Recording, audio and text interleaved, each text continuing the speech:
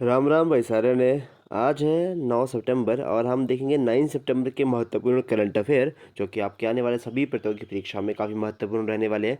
इस वीडियो को देखने की आदत डाल ले, मैं बार बार कहता हूं, क्योंकि इस वीडियोस के देखने के जब आप 15 दिन के बाद आप देखेंगे आपके पास इतने ज़बरदस्त नोट्स बन चुके होंगे, ना केवल आपके करंट अफेयर के बल्कि स्टैटिक जीके के भी, तो वो आपके लिए काफ़ी ज़्यादा महत्वपूर्ण रहने वाले हैं। तो चलिए आज का पहला क्वेश्चन देखेंगे। चंद्र मिशन मून स्नाइपर को किसने सफलतापूर्वक लॉन्च करा? तो भाई जी, अब जैसे ही मून मिशन की इस टाइम भरमार आई होती है, ओके, और इस टाइम जापान ने 7 सितंबर 2023 को अपना मून मिशन जो है वो प्रक्षेपित करा और सफलतापूर्वक प्रक्षेपित करा। चांद पर लैंडिंग मिशन है ये भी, और 2000 जो फरवरी 2024 में ये लैंड करेगा।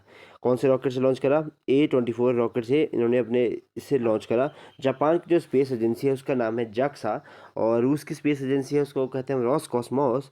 ल्यूपेक्स मिशन कहाँ का है? तो लूनर पोलर एक्सप्लोरेशन मिशन है, ओके, जिसको इसरो और जाक्सा, मतलब भारत और जापान, चंद्रमा के ध्रुवों पर रिसर्च करने के लिए करेंगे। अभी तो ये स्टार्ट होगा कब? बाद में, अभी अगले साल तक इसको उन्होंने रखा है कि अगले साल तक हम इसको छोड़ेंगे। अच्छा, नेक्स्ट क्वेश्चन हमारे पास। चंद्रयान 3 हमने LVM-3M4 बाहुबली 3 रॉकेट के द्वारा 14 जुलाई को छोड़ा था, जिसमें विक्रम लैंडर था और रोवर था प्रज्ञान। चांद के साउथ पोल पर लैंडिंग करने वाले विश्व का पहला देश बन चुका है हमारा प्यारा भारत। 23 अगस्त को अंतर्राष्ट्रीय अंतरिक्ष दिवस के रूप में मनाने की घोषणा भी मोदी जी के द्वारा करी गई थी।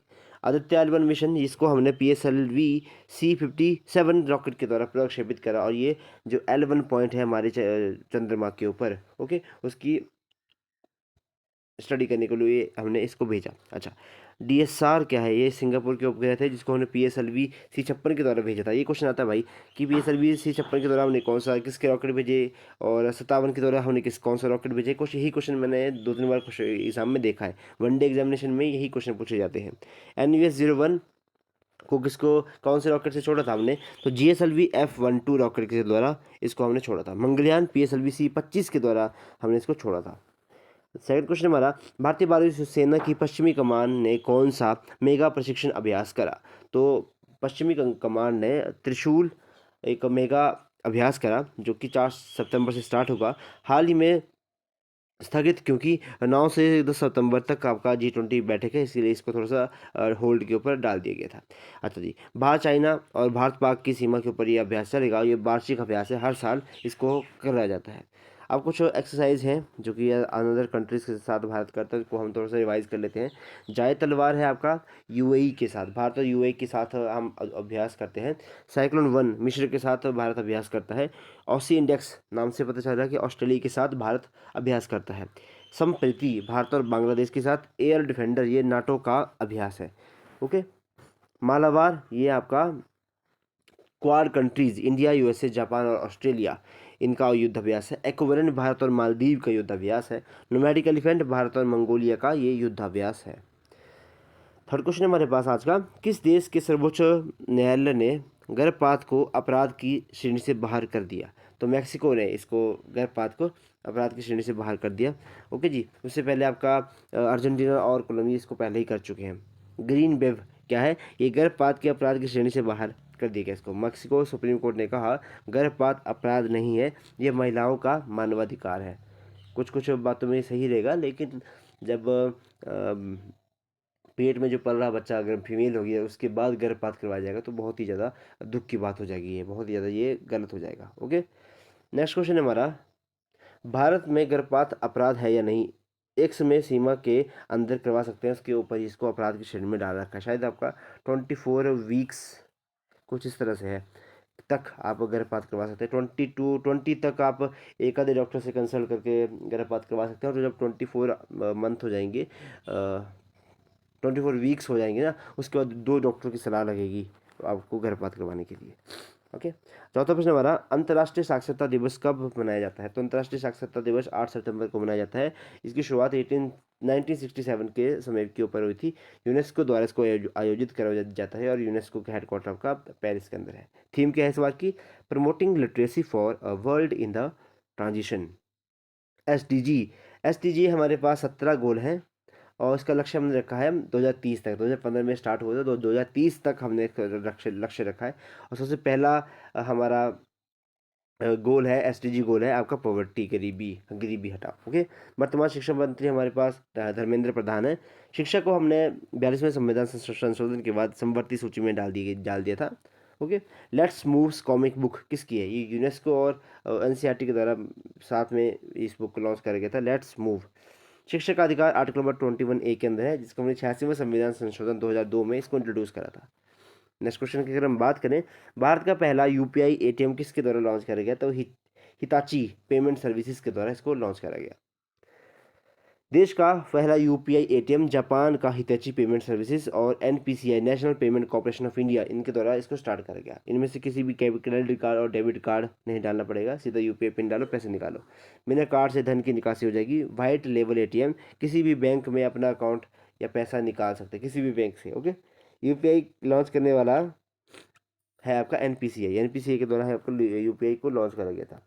अगला है हमारे पास, यूपीआई एटीएम भारत में पहली बार कहाँ पे इसको करा गया? तो ग्लोबल फिनटेक समिट मुंबई के अंदर इसको इंट्रोड्यूस करवाया गया। छठा प्रश्न हमारा आज का, भारतीय वायुसेना और drone federation of India Bharat drone शक्ति 2023 का आयोजन कहाँ करेंगे? तो ये आपका करेंगे हिंडन एयरवेज के ऊपर, जो कि गाजियाबाद के अंदर है। यहाँ पे इसको अभ्यास को करवाया जाएगा। अच्छा, 25 से 26 सितंबर के बीच में करवाया जाएगा। उद्देश्य क्या है? कि ड्रोन इकोसिस्टम को बढ़ावा देने के लिए। मारुति ड्रोन फर्म हैदराबाद ने कृषि के लिए एक ड्रोन तैयार किया, जिसका नाम रखा है उन्होंने एजी 3655। भारत में ग्रीन बॉन्ड जारी करने वाला पहला शहर गाजियाबाद है। सेकंड शहर आपका इंदौर। ग्रीन बॉन्ड क्या है? कि थोड़ा सा पर्यावरण को संरक्षण करने के लिए जो बॉन्ड जो जारी किया, इसको कहते हैं ग्रीन बॉन्ड। अच्छा, उत्तर पूर्वी परिषद का मुख्यालय कहाँ पे? तो ये आपका शिलोंग के अंदर है। 9th अंतर्राष्ट्रीय योग दिवस की थीम है वासुदेव कुटुंबकम के लिए योग। ओके। और वसुदेव कुटुंबकम हमने कहाँ से लिया है? हमने ऋग्वेद से, कहाँ से लिया गया है, इसको कमेंट बॉक्स में बताना। अच्छा, सातवां प्रश्न हमारे पास यूआईडीएआई, ये यूपीएससी का क्वेश्चन है। यूआईडीएआई ने ग्लोबल सिंटेक्स फेस्ट 2023 का आयोजन कहाँ किया? तो मुंबई के अंदर करा, 5 से 7 सितंबर के बीच में करा। यूआईडीएआई की स्थापना 2016 के एक्ट के बाद करी गई थी। आधार कार्ड जारी करने वाली संस्था है यूआईडीएआई। विशाखा गाइडलाइंस क्या है? तो ये कार्यस्थल पर महिलाओं के साथ यौन शोषण को रोकना के लिए आपका विशाखा गाइडलाइन जारी करी गई थी।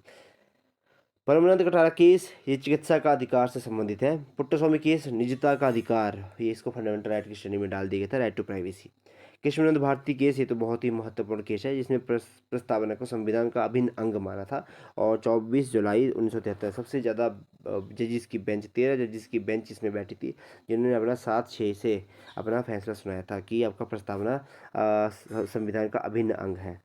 मिनर्वा मिल्स केस क्या है? ये फंडामेंटल और डीपीएसपी एक दूसरे के पूरक हैं। ये है Minerva mills case. Indira Sahni case क्या है? आरक्षण की सीमा 50% से अधिक नहीं होगी। 1952 में आया था, लेकिन इसको तो राज्य सरकारों ने अपने फायदे के लिए कई जगह बस 70% तक आरक्षण कर लिए गए हैं।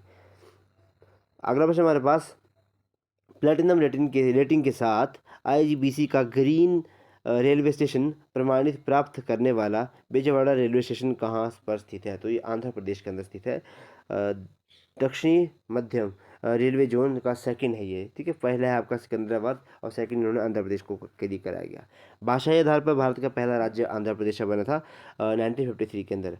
आंध्र प्रदेश से तेलंगाना 2 जून 2014 को ये बनाया गया था। अगला प्रश्न हमारे पास 9th, कोरिया में आयोजित एशियाई टेबल टेनिस प्रतियोगिता में भारतीय पुरुष टीम ने कौन सा पदक जीता? तो कांस्य पदक जीता। आयोजन कोरिया के अंदर हो रहा था। टीम में शरद कमल और हरमनप्रीत और सत्याना गणेशम, ये 3 थे। ठीक है जी, हो गया। कोरिया ओपन के विजेता सात्विक चिराग की जोड़ी। फिर कनाडा ओपन लक्ष्य सेन, ये बैडमिंटन वाले हैं। ओरियंस ओपन, ये Priyanshu Rajawat. Unix sunrise open, ये आपका कुंदलानवुत, ओके, ये भारत की नहीं है। विश्व बैडमिंटन चैंपियनशिप में कांस्य पदक जीता आपका एच प्रणय के द्वारा।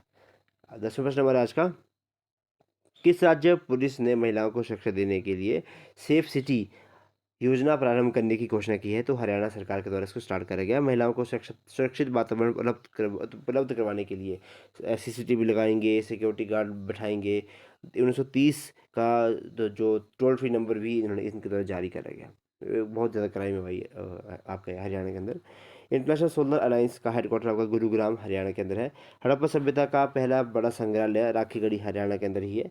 और नई दिल्ली में भारत मंडपम के सामने दुनिया की सबसे बड़ी ऊंची नटराज प्रतिमा की स्थापना करी जाएगी? ओके, कहाँ पे करी जाएगी? भारत मंडपम के समीप। तो भाई बहुत इंपॉर्टेंट क्वेश्चन थे आज के हमारे, 11 टॉप क्वेश्चन काफ़ी और भी ज़्यादा महत्वपूर्ण थे। आई होप आपने इन सबको नोट करा होगा, तो और नोट करा होगा तो प्लीज़ वीडियो को लाइक करें, शेयर करें और अपने दोस्तों के साथ साझा करें और चैनल को करें सब्सक्राइब। धन्यवाद, जय हिंद, राम राम भाई सारे ने।